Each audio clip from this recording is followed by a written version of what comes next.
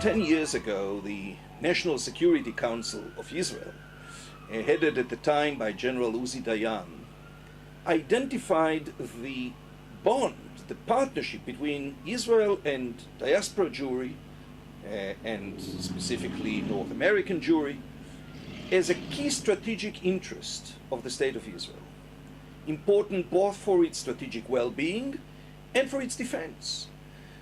Now one wonders why it took so long, but obviously this was a very important observation which I wholeheartedly embrace. Resulting from that, you can understand the massive investment that the government of Israel makes in such important yet expensive programs as Birthright and Masa.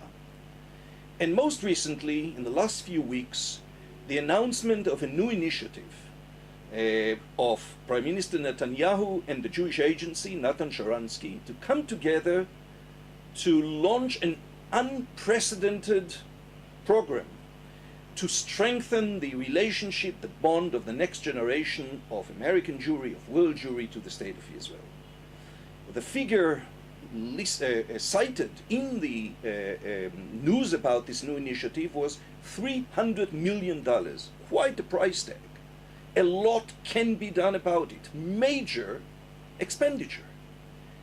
And yet, the question that we need to ask ourselves is, as important as it is, does it have a chance to succeed, or will it all be for naught if the elephant in the room is not spelled out and addressed? I wrote an article, an op-ed, for the Jewish Daily Forward recently, and I urge you to read it. The link appears below.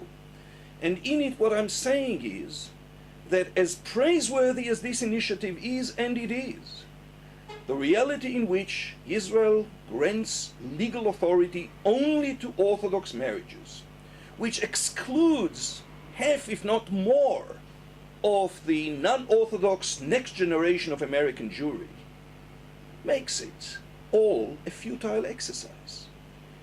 To the extent that Israel tells this major segment of American Jewry, those that make up the donors, those that make up the apex supporters of Israel and the Jewish federations, to the extent that Israel tells them, you will not have an equal place at the table. Because as far as we are concerned, only Orthodoxy can truly define who is Jewish and who can marry. That next generation will simply not be able to forge the kind of bond, the kind of empathy, the kind of solidarity with Israel that this initiative hopes for.